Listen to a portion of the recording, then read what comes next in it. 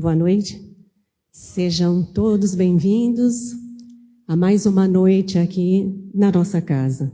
Um dia muito especial, porque aí no dia 1, essa casa completou 89 anos. 89 anos de atendimento ininterrupto. Isso é muito importante, é valoroso, principalmente para a espiritualidade que pode contar com essa casa.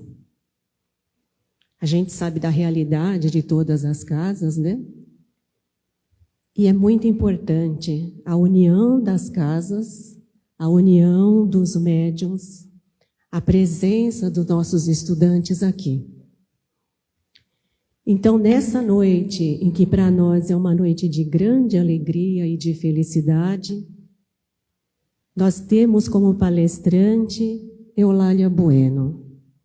E olha que interessante, conversando com a Eulália pelo WhatsApp, a Eulália veio para esta casa, vinda de Portugal com a família, aos 3 anos. E aqui ficou por muitos anos. Hoje ela está retornando aqui. É óbvio que não é a primeira vez que ela vem na casa. Em comemoração aos 89 anos dessa casa. E assim como a Eulália, outros passaram por essa casa, estudaram conosco, trabalharam, ajudaram muito nessa casa durante os 89 anos. Então a nossa gratidão começa com Maria Máxima, a fundadora da casa. Mas nós nos lembramos também que se essa casa chegou até aqui, é porque muitos passaram por essa casa, muitos trabalharam, se dedicaram durante todos esses anos. Senão hoje nós não estaríamos aqui. Então a nossa gratidão é por todos esses que passaram, em especial a espiritualidade, que sempre se fez presente, e principalmente nas nossas necessidades. Ela sempre nos abriu uma porta para que nós pudéssemos ajudar e pudéssemos continuar o nosso trabalho e o nosso estudo. Então eu vou aqui também, em nome de todos os outros que passaram aqui com a harmonização musical que nós iniciamos no ano passado. E o Celso também é filho desta casa. Com as filhas, também com a esposa, a família da esposa. Foi o avôzinho, né, que foi presidente aqui durante muitos anos, antes do seu Ismael. Então, a importância da família se unir, da família permanecer seguindo Jesus. E olha que frutos, hein? O avô, e nós temos aqui também a filha dele, que continua trabalhando na casa e que nas segundas-feiras ela dá o passe conosco, que é a Celeste e que está dando passe lá na frente. Então é muito importante a nossa conscientização diante da vida, a importância de nós nos melhorarmos para melhor e ter a conscientização que nós precisamos um dos outros e que há outros que também precisam de nós. Então a Eulália saiu daqui e ela foi fundar uma casa, assim como a Maria Máximo fundou a Ismênia de Jesus. Ela fundou o Lar Espírita Caminho de Cristo em Santos. Em suas palestras, ela fala da importância da renovação do pensamento e das atitudes para um mundo justo e solidário. E a alegria que eu tive foi muito grande quando ela falou que ela veio para cá aos 3 anos de idade. Então, veja a importância daqueles que aqui chegam, aqueles que permanecem aqui, ou que vão para outras casas, porque o importante é o movimento espírita. E que haja, sim, outras casas, porque existem muitos irmãos que precisam de auxílio. Auxílio material, auxílio espiritual, o conhecimento. Então, nesse momento, eu convido todos vocês a pensar no Mestre Jesus, o nosso Mestre por excelência, aquele amigo de todas as horas. Pai nosso que estás nos céus, santificado, Pai, Seja o teu santo e divino nome, e venha a nós o teu reino de paz, de amor e de bondade. E seja feita a tua vontade, aqui na terra como no espaço. O pão nosso de cada dia, dai-nos hoje sempre, e não nos deixeis cair em tentações, mas livra-nos, ó Pai, de todo mal, porque teu é o reino, o poder, a glória, para todo sempre. E a cada dia que se inicia, ó Jesus, fortalecidos no teu amor, que coloquemos sempre em nossas ações diárias o amor, a fraternidade, o perdão, como forma de reajuste às leis de Deus e aos nossos irmãos que aguardam o nosso perdão. Reconhecendo, ó Jesus, a nossa pequenez diante de Ti e o quanto ainda necessitamos do Teu amor, do Teu amparo e do perdão de todos aqueles que magoamos ou ofendemos. Graças a Deus e graças a Jesus. Então fiquem agora com Eulália Bueno.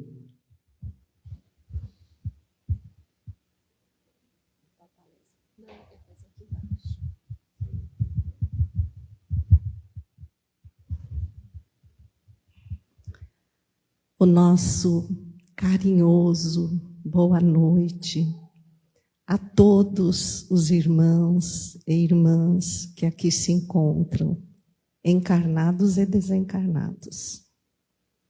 Porque nós, talvez, não tenhamos nem a visão e nem a sensibilidade suficiente para perceber a festa espiritual que está acontecendo aqui neste momento. E eu me sinto muito honrada, muito feliz de poder mais uma vez estar aqui, porque realmente chegamos a esta casa em 1960 pela mão de nossos pais, que vieram de Portugal. Já com o Ismael, que tem a responsabilidade de estar à frente da casa, rememoramos lembranças que se encontram nos registros de meus pais trabalhando, nós na chácara de Ribeirão Pires, que não era uma granja, eu não sei, nem imagino como ela está hoje, mas aqueles dormitórios enormes. Então, temos lembranças maravilhosas. E chegarmos aqui hoje, encontrarmos amigos e irmãos que não vemos há tanto tempo, é de emocionar o coração da gente. E falar sobre Jesus, nos 89 anos de fundação deste centro espírita, é uma sensação que a gente não consegue expressar. 89 anos de trabalho contínuo, sem parar, as dificuldades se sucedendo e a obra sendo cada vez mais ampliada, buscada pela dor, que encontra alívio. São muitas décadas de uma história de amor. Falar sobre Jesus. Nós provocamos vocês com o tema da palestra, que é uma pergunta: quem eu seria sem Jesus? Porque Jesus sempre existiu em nossas vidas. Se no começo percorríamos os corredores de outras religiões, Jesus sempre fez parte, ele faz parte da humanidade. Mesmo que alguns credos religiosos o tenham como apenas um profeta, Jesus marcou história, dividiu a história da humanidade em antes e depois da chegada dele à Terra, fisicamente falando. Porque é tão comum hoje, e inclusive no meio espírita, nós encontrarmos pessoas que dizem: já não sei mais se vale a pena nos empenharmos no bem. Já não sei mais se vale a pena ser um trabalhador espírita. Porque a olhos vistos o mal, ele se multiplica lá fora. Nós o vemos tomar vulto, crescer cada vez mais. E os bons estão tímidos, não se anunciam, permanecem anônimos, têm medo do que possa acontecer. Será que essa tal era da regeneração realmente vai chegar? Será que a Terra algum dia vai melhorar? São perguntas que muitos se fazem. E Raul Teixeira trouxe pelas mãos do padre Vitor um livro chamado Quem é o Cristo? Que seria de leitura obrigatória para todos nós. E que inicia com o padre Vitor rememorando o momento inesquecível do horto, no Monte das Oliveiras. Poucos momentos antes de Jesus ser aprisionado. Para ali, após a conhecida Santa Ceia, se dirigiu com os apóstolos, seus costumeiros acompanhantes, Pedro, João e Tiago. Deixou-os no Getsemane, que é um patamar onde ficam as moendas da azeitona, onde elas são amassadas para então ser extraído o azeite. E advertiu-os que vigiassem e orassem. E subiu um pouco mais ao alto do Monte das Oliveiras, que era de livre passagem para ele, ressaltando aqui que era particular. Tinha um dono, o que nos dá a certeza que Jesus privava da confiança desse proprietário, porque para lá muitas vezes se dirigia em oração. No alto do Monte das Oliveiras, ele tinha uma visão privilegiada de Jerusalém. Ajoelhou-se naquele momento e orou. Nós vimos já muitas vezes o quadro de Jesus ajoelhado, próximo a uma pedra, orando. E foi ali que disseram que Jesus chorou, que Jesus suou sangue. Tamanho o estresse, os vasos periféricos arrebentaram. E o sangue vazou pela pele. E ele disse: Pai, afasta de mim este cálice. E nós interpretamos isso como Jesus com medo, querendo recuar daquela tarefa. Mas o que ele pedia era muito mais do que isso.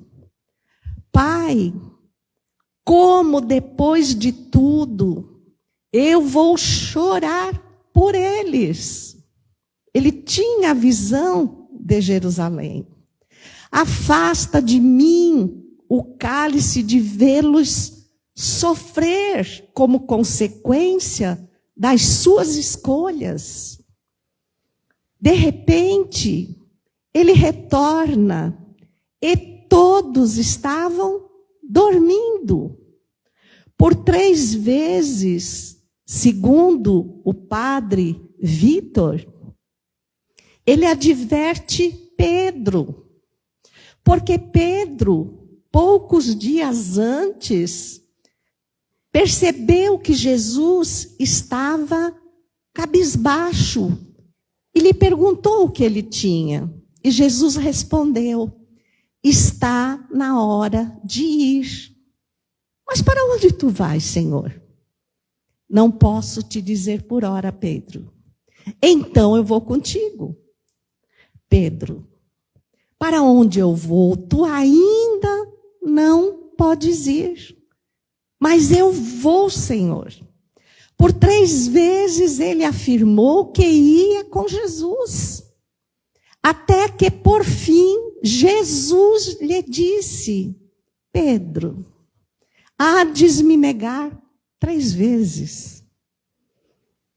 Então, isso se afigura muito conosco, porque nós estamos aqui para seguir Jesus. É uma escolha que fizemos. Porém, como Pedro, quantas vezes adormecemos? E o adormecer não é dormir, mas é desligar-se dessa imensa honra e responsabilidade. O que Jesus lhes pedia não é que não descansassem o corpo, mas não deixassem de vigiar a intrusão de pensamentos. Porque ele sabia, aquele momento, que Judas não havia resistido.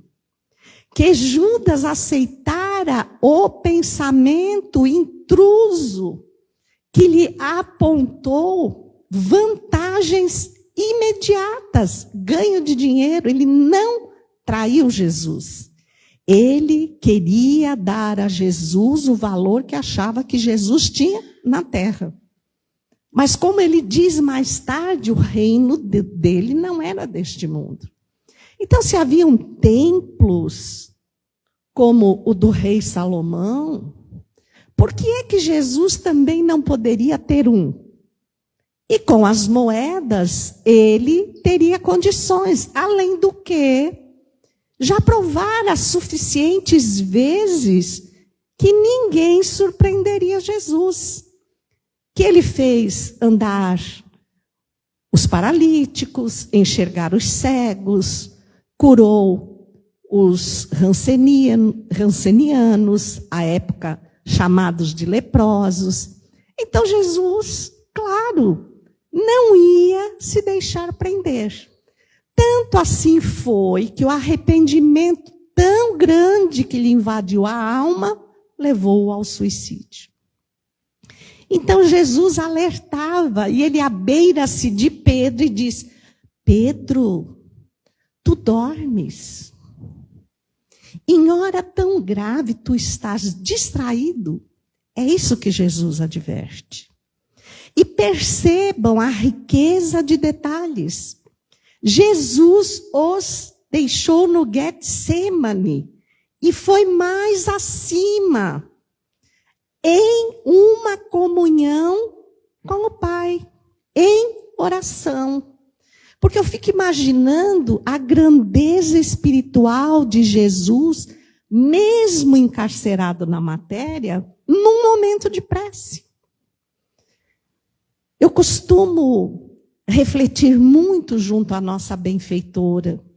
E um dia eu fiz a pergunta: como nós poderíamos definir o Espírito de Jesus enclausurado num corpo físico? E ela disse: um raio de sol que atravessou um copo de lama e não se apagou, não se manchou. E é a mais pura verdade. Nós estamos no Getsemane. Lembram o que era? O patamar onde havia as moendas das azeitonas, onde elas eram esmagadas continuamente para extrair o azeite? Pois é, mundo de provas e expiações. Nós estamos aqui literalmente sendo psiquicamente comprimidos e colocados constantemente em teste, compulsoriamente em teste, porque por nós ainda não nos levantamos e saímos a servir. A gente hesita.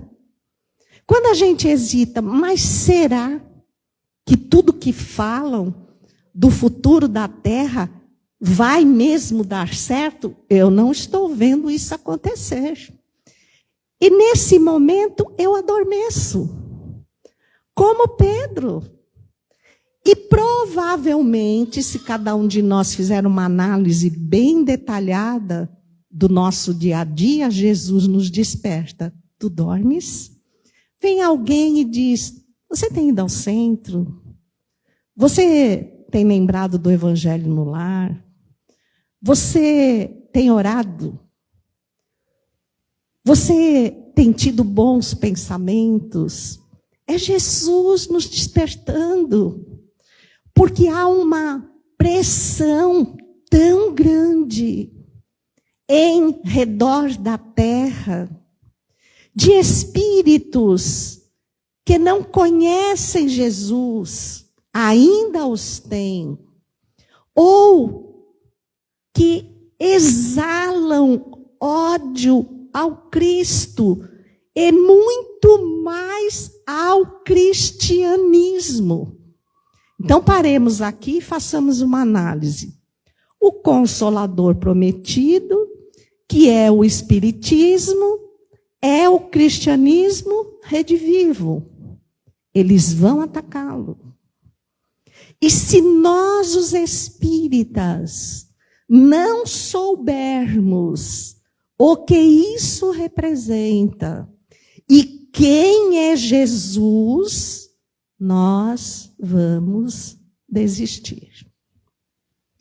Então, o que temos descoberto em todos esses anos de tarefas pelo Brasil inteiro é que o espírita, vejam, não é dedução minha, infelizmente é a realidade de todas as religiões, embora seja o espiritismo a que tem mais fontes literárias, mais grupos de estudo multiplicados por todos os lados. Os espíritas são os que menos conhecem a sua religião. Isso é doído demais. Se nós perguntarmos sobre a Revista Espírita, a maioria dos trabalhadores espíritas não conhece. Nunca tiveram um volume na mão. Nunca leram. Ah, mas frequentam os estudos. Sim, é quase como uma desobrigação de culpa. Como quando éramos católicos, íamos confessar e comungar. Agora, nós vamos ao estudo e logo nos esquecemos do que aprendemos. Nós vamos dar o passe e pedimos mais para nós do que para quem senta na nossa cadeira. Nós vamos às reuniões mediúnicas e esperamos que todos os obsessores que possam, de alguma forma, estar atrapalhando a minha vida, sejam acolhidos na casa espírita e eu possa voltar livre e feliz para casa.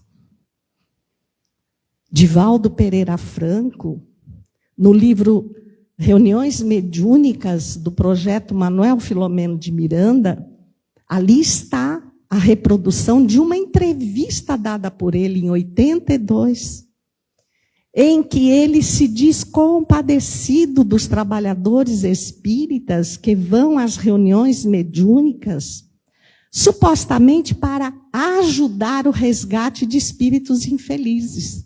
Nós não ajudamos, porque não temos vivência moral para isso.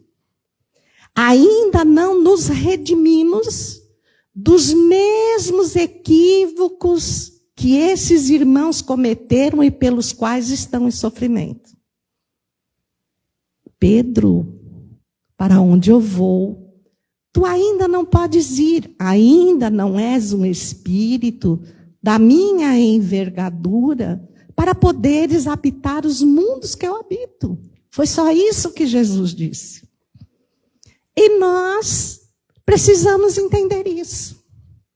Mas, se soubermos quem é Jesus, e vamos exatamente começar pela Revista Espírita, por 2 matérias que estão em fevereiro de 1868. Uma chama-se Os Messias do Espiritismo. Um título um tanto quanto estranho. Mas nós ouvimos dizer que o povo de Israel esperava pelo Messias. O Messias era aquele que trazia a missão, no entender deles, de libertar Israel do jugo romano. Então, Jesus tinha que nascer numa linhagem social alta. Por quê? Porque eles tinham um entendimento do judaísmo muito diferente do que a gente imagina. Eles achavam que a nossa vida era a sentença, porque eles acreditavam que haviam vidas, eles não sabiam do mundo espiritual, não sabiam como isso se processava, mas eles acreditavam na ressurreição. Eles acreditavam na reencarnação. Não sabiam detalhes. Então eles diziam assim: quem nasce pobre é aquele que Deus condenou. Então, eles são os excluídos. Muitos não podiam sequer ter direito à religião. Quem é absolvido recebe uma sentença maravilhosa de Deus. Então, ele nasce numa classe privilegiada. E acima dessa classe existe uma que é a representação de Deus na terra, que eram os doutores da lei e os sacerdotes, que editavam regras, faziam com que elas fossem rigorosamente cumpridas, mas eles não as utilizavam. Eles eram corruptos. E nós vamos ver isso em várias passagens do Novo Testamento. Então Jesus o chamava de raça de víboras, túmulos caiados por fora, cheio de podridão por dentro. Esperavam o Messias de onde? Das famílias nobres de Israel. Ele viria como privilegiado. Montaria um exército e libertaria Israel. Olha a nossa visão espiritual vista no acanhamento da matéria. Então, esse artigo que está na Revista Espírita vai nos dizer que Messias para o Espiritismo são os espíritos de primeira ordem. Ordem dos espíritos puros, da mais alta classe da primeira ordem, porque cada ordem, que são 3, elas se diluem em diversas classes. Espíritos que estão lado a lado com Deus. Continua a matéria em espíritos marcados. Esses espíritos são infalíveis, vírgula, mesmo quando encarnados. Prestaram atenção? Jesus é infalível. A essa ordem de espíritos chamamos Cristos. Então, Jesus era um Cristo que recebeu uma tarefa de educação do planeta Terra. Então, ele era um Messias, ele era um mensageiro direto do Pai, que por nada distorceria essa mensagem, que é para a gente poder entender. E não há perigo de falência. Quando Jesus estava entre nós, ele fez alguns alertas sobre isso, que vai nos fazer entender as matérias da Revista Espírita. E também o primeiro capítulo do livro Evolução em Dois Mundos, de André Luiz, por Chico Xavier, onde está escrito exatamente assim: a esses espíritos chamados Cristos, a quem Deus confia as mais importantes tarefas de regeneração da humanidade, que não é só da Terra, são chamados co-criadores em plano maior, porque recebem diretamente o halo mental de Deus, a matéria mental de Deus, aquela que nós conhecemos como fluido cósmico universal. E com ela constroem tudo que existe de material no universo. Planetas, sóis, estrelas, sistemas solares, galáxias. Tudo são os Cristos que constroem, recebendo essa matéria mental de Deus, com o qual estão, palavras de André Luiz, numa comunhão indescritível. Dá para a gente imaginar o que é uma comunhão indescritível? André Luiz não consegue descrever. Diante dessas afirmativas, desses esclarecimentos, tem alguém que duvide que o projeto de Jesus vai dar certo? Ele diz mais: eu e o Pai somos um. Perfeito que ele disse, que ninguém entendeu naquela época. Essa comunhão indescritível, essa grandeza moral, essa confiança de ser o arquiteto da terra, cercado de um ministério espiritual, que nós vamos conhecendo os nomes exatamente através da codificação espírita. São os espíritos que fazem parte da codificação. Então, uma pleiade de espíritos, sob a orientação direta, comunhão direta, indescritível com Jesus, esses espíritos, e que, à época da codificação, parte ficou no mundo espiritual e parte reencarnada. E, obviamente, quem chefiava a parte encarnada era um homem, sem valor nenhum, chamado Hippolyte Léon Denisard Rivail, que nós, posteriormente, viemos a saber que tomou a alcunha de Allan Kardec em homenagem a uma reencarnação que ele tivera como sacerdote druida. E ele já tinha sido Jan Hus. Pouca coisa. E ele fora Pedro. Peguem o livro Kardec na Intimidade e leiam. Tu dormes, Pedro. Sabe aquela sensação, eu estou devendo essa para Jesus? Então, olha, Jesus, agora me põe na fogueira que eu vou. E cumpriu. e nos legou, vamos falar em linguagem atual, o Waze mais seguro para o reino de Deus. O edifício monumental da codificação espírita que nós desconhecemos.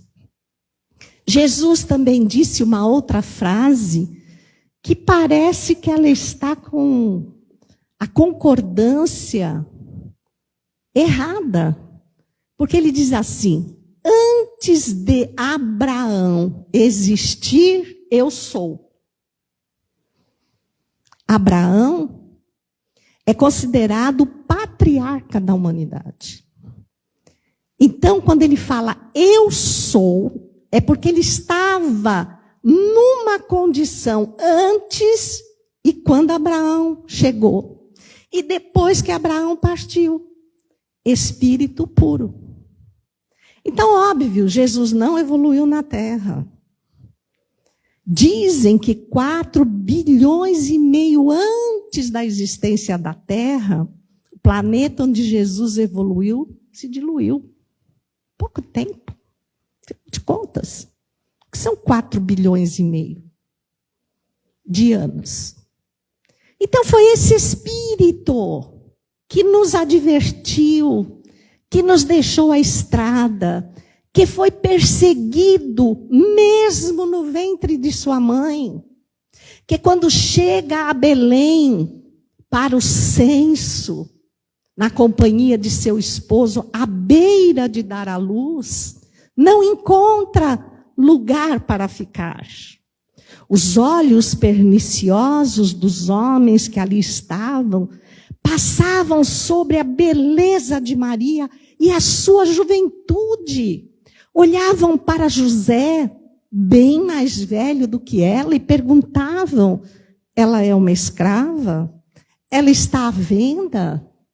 E José, que nós quase não citamos, percebeu o risco que corria aquela criança que ia nascer e que eles tinham sido avisados pelo anjo Gabriel de quem se tratava. Então ele começa a dirigir-se para fora da cidade e percebe que está sendo seguido e que a qualquer momento eles poderiam ser surpreendidos por homens irresponsáveis que: Pedro, tu dormes? Que não vigiavam e estavam sendo assediados pelos inimigos do Cristo, que não queriam que ele viesse instalar o cristianismo na terra. Arrancar-nos da era da lei de Hammurabi, da lei do olho por olho, dente por dente, para nos oferecer o perdão, a outra face, o amor. Aquilo era uma ofensa para Israel. Nunca eles poderiam ver-se como irmãos. Uns eram os amaldiçoados por Deus, os outros os abençoados e os outros os representantes.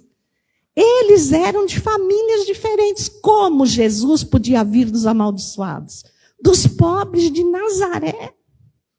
Uma vilazinha insignificante, filho de marceneiro, carpinteiro naquela época. Impossível. Então era um blefe. Então ficava fácil para aqueles espíritos aceitarem. E é linda a cena. Linda. No livro Novas Mensagens, o Natal do Apóstolo.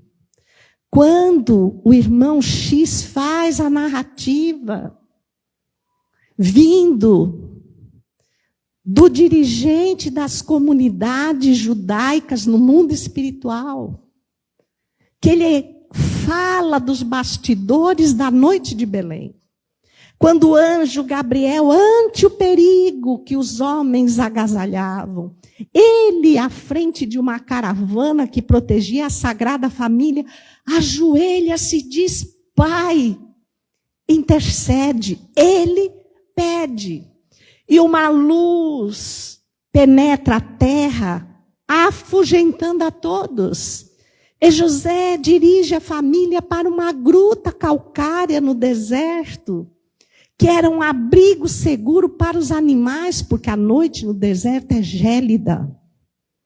Ali estava um coxo, que recebeu o nome poético de manjedoura. Claro que os animais estavam ali, foram se refugiar, mas eles não atacaram aquela família. Já os homens. Então a manjedoura, que era o lugar onde se depositava o alimento dos animais, recebeu o alimento das nossas almas, que é Jesus.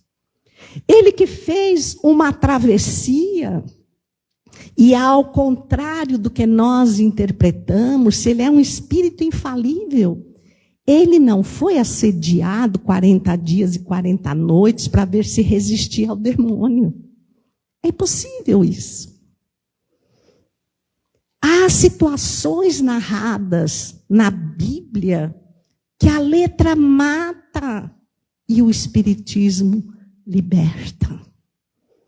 Os ensinamentos espíritas são tão belos, são tão lógicos, são tão consoladores que se nós, os que aqui estamos, só nós, os conhecêssemos em profundidade, estaríamos tomados de novo ânimo para servir Jesus.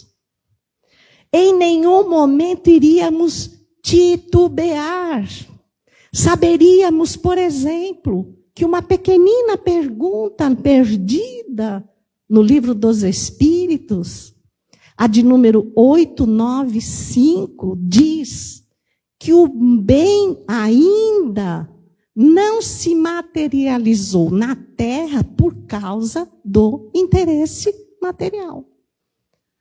Que nada mais é do que fruto do egoísmo, que é a maior chaga da humanidade, que é vestígio do nosso instinto de sobrevivência. Eu preciso me defender, então eu destruo o que está ao meu redor. Quando fui para o período, ou quando vim para o período da humanidade, eu interpretei isso como: tem que haver sempre um perdedor e um vencedor. E não é que eu arrasto isso até hoje. E não é que eu não aprendi a outra face. Porque para mim oferecer a outra face é covardia, é pequenez. Quando Jesus se deixou conduzir à cruz, quantos espíritas ainda hoje dizem assim? Como pode Jesus ter sucumbido ao mal? Jesus não sucumbiu ao mal. Jesus atravessou o mundo das sombras para ressurgir e nos garantir que havia vida após a morte. Pedro, tu ainda não podes me acompanhar. É processo evolutivo. Então, nas entrelinhas das falas do Cristo está o Espiritismo. Está a lei de causa e efeito. Está a lei de adoração. Está a lei de liberdade. Está a lei de sociedade. Estão todas as leis morais exemplificadas. Percebam o que Jesus disse. Qual foi a última palavra de Jesus? Pai, perdoai-os. Eles não sabem o que fazem. Eles são ou espíritos primitivos em primeiras reencarnações, como humanos, ou são exilados, muito inteligentes, que conheceram outros valores materiais, mas que não venceram as ruínas morais. Só compraram para fora, mas não conquistaram para dentro. Tão poderosos, prepotentes, orgulhosos, dizendo até de onde tinha que vir o Cristo, estabelecendo castas que ainda hoje existem com o nome de preconceitos. Nós mudamos o nome, mas continuamos com os mesmos problemas. Hoje, sob as luzes do Espiritismo, eu fico aqui, eu estou pensando para mim, e estou dividindo com vocês. Se Jesus estivesse hoje diante de nós, mentalmente, moralmente, o crucificaríamos. Ele seria um louco desvairado. Falando de um mundo, enquanto o mundo se acaba aqui. Falando de paz enquanto a guerra. Falando de vida enquanto a morte. Falando de perdão enquanto a vingança, ciúme e tantos outros sentimentos que podem efetivamente não matar o corpo, mas matam a esperança da alma, o bom ânimo. O que ele diria? E deduzir o seguinte, que ele diria, olhando os espíritas: Pai, perdoai-os. Eles já sabem, mas ainda não fazem.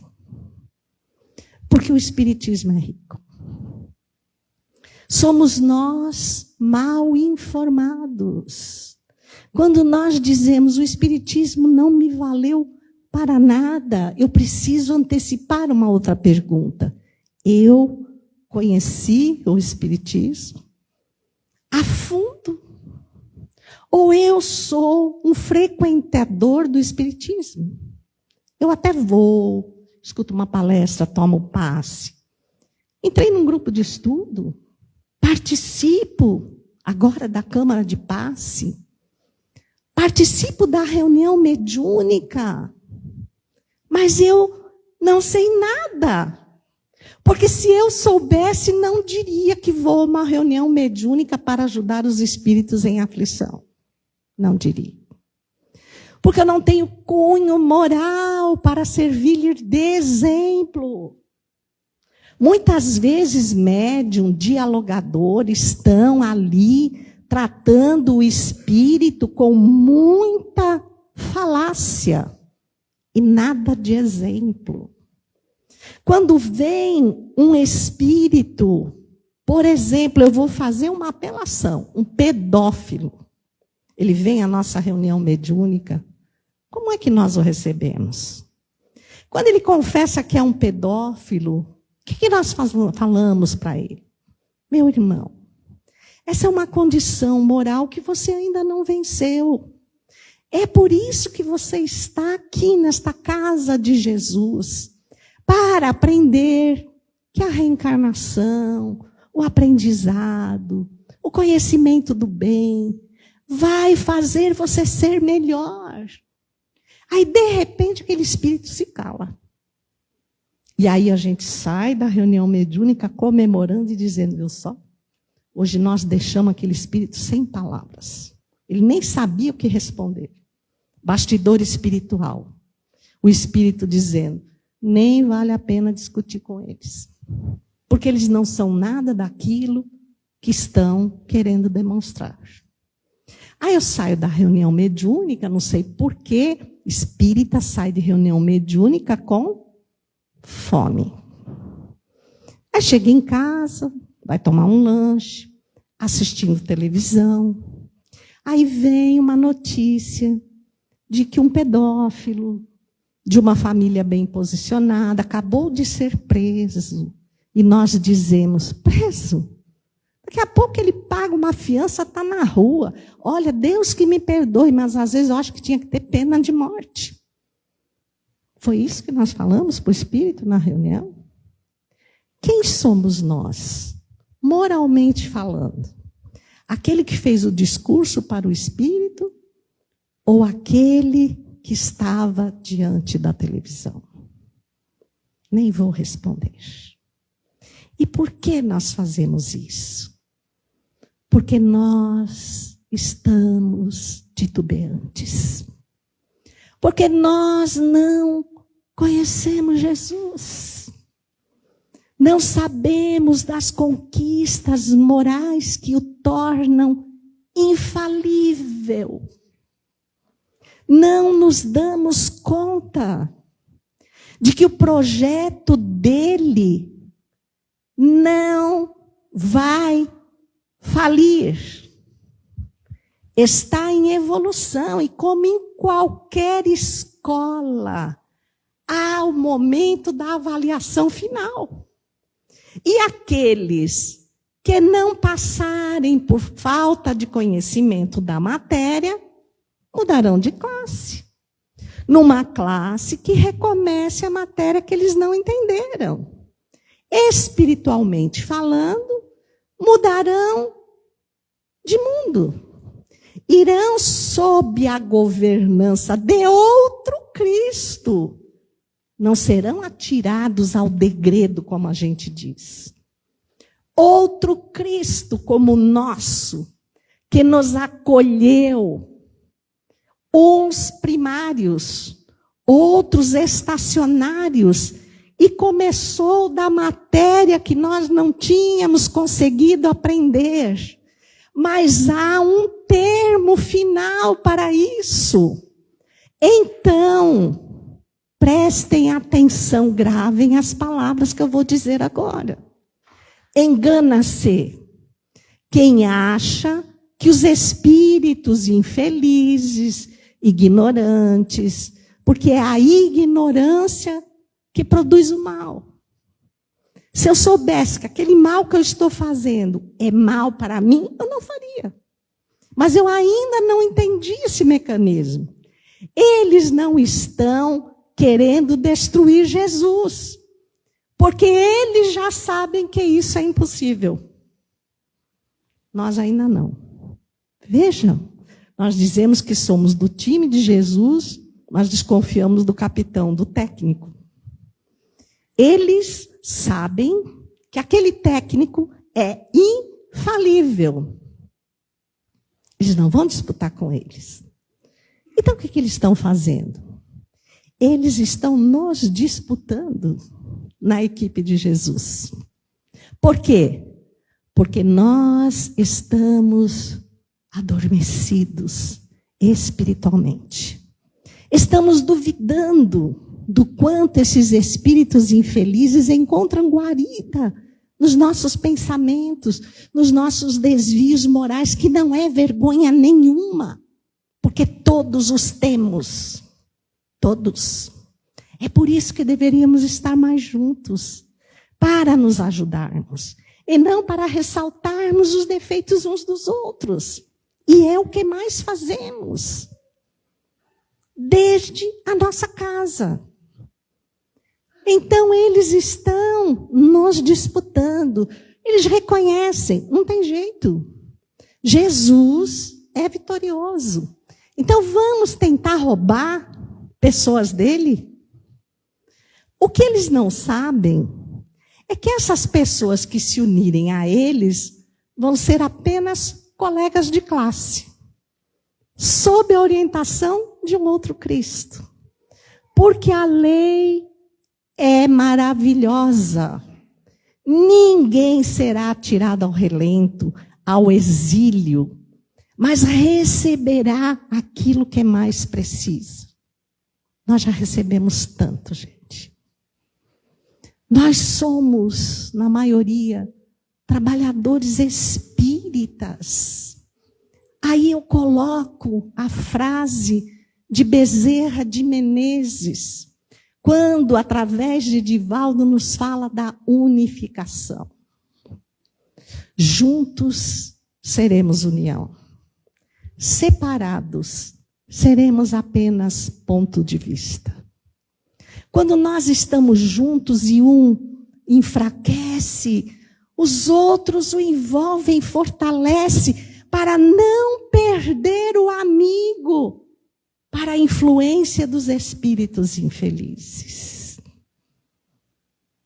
Porque o bonito é nós chegarmos todos, não é chegarmos na frente. Precisamos ter certeza. Precisamos acordar. E já que estamos no Getsêmani, sendo espremidos, que possa ser extraída de nós a essência da abnegação, da resignação, do amor, para que um dia, e esse dia vai chegar, nós sabermos que haverá uma grande reunião ao redor da terra, na ambiência do mundo espiritual, quando outros Cristos e moradores de outras galáxias virão comemorar a era da regeneração. E notem, nem todos habitaram a terra. Nós fomos escolhidos para estar na categoria comandada por Jesus, no momento mais grave da terra. Será que nós vamos ficar com ele ou não? Nós sabemos quem é Jesus. Ele sabe quem nós somos. Já quem disputa os cristãos com ele, eu não sei quem é. Com quem eu quero ficar. Então, nas arquibancadas das estrelas, estaremos sentados, vendo nosso Jesus receber a família de Cristos galácticos, abraçando, enquanto outros convidados como nós, que nunca estiveram na terra, se sentarão ao nosso lado e nós os ouviremos comentar, mas será? Será que é esse o planeta, aquele célebre planeta azul que estava mergulhado em sombras? Será? Mas o que o tirou das sombras tão rápido? E eu já com os olhos umedecidos de lágrimas me erguer e dizer, as luzes do Espiritismo. Nós os espíritas, que sabendo quem é Jesus, escolhemos ficar com ele.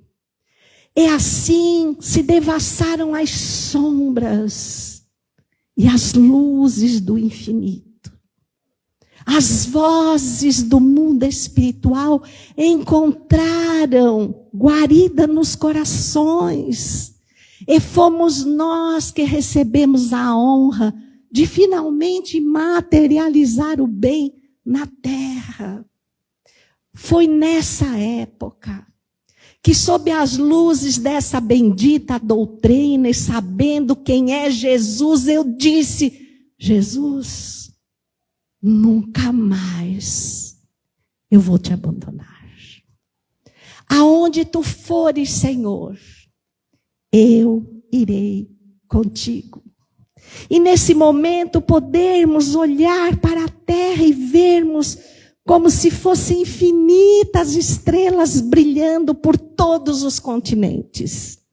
E pela sintonia da vibração, sermos atraídos a uma pequenina estrela, que nada mais é do que as pequenas pegadas brilhantes de quando finalmente eu reconheci que eu era um verdadeiro cristão. Quem eu seria sem Jesus? Acho que já está respondido. Agora respondam vocês. Quem eu posso definitivamente ser com Ele? Que nos abençoe. Que abençoe esta casa. Todos os seus trabalhadores. Todos os seus dirigentes. E que nós, nesta noite de comunhão com a cúpula espiritual da casa, possamos dizer, muito obrigado, Maria Máxima. Faz tempo, minha irmã, que tu realmente permanecestes sob todas as dores com Jesus, materializando na terra este celeiro de paz e luz que leva o nome de tua sagrada mãe, Ismênia de Jesus. Muita gratidão e muita paz a todos.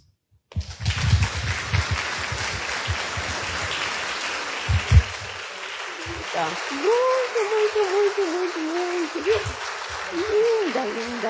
Linda. A nossa gratidão, a nossa irmã, filha dessa casa. Assim como Maria Máximo era portuguesa, veio para o Brasil, se instalou em Santos e fundou nossa casa, Eulália também veio de Portugal e aqui aportou e esteve aqui décadas conosco. Aproveito a convidar a todos vocês que ainda não fizeram nenhum curso de espiritismo. Essa casa é referência em estudo. As outras casas vêm estudar conosco e nos orgulham muito. Aqui, outras casas se formaram. Então, aqueles que ainda não iniciaram os estudos, vocês podem fazer inscrição no nosso site, www.ismeniadejesus.org.br. E temos também fichas de inscrição, aqueles que quiserem, na secretaria. Juntem-se a nós. Venham realmente ser espíritas. Coloquem realmente Jesus na vida de cada um de vocês. Aqueles que são os primeiros espíritas na família envolverão e trarão todos os outros. E essa grande família se formará rumo a Jesus. A nossa gratidão à nossa irmã nessa noite. Muito obrigada.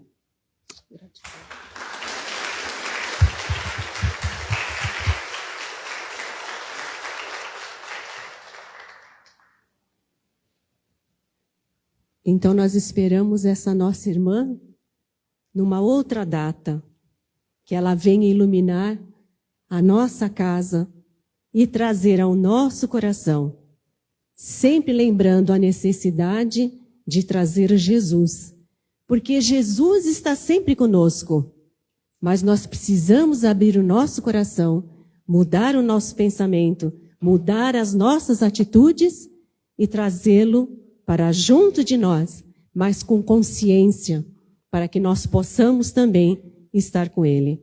Uma boa noite a todos vocês.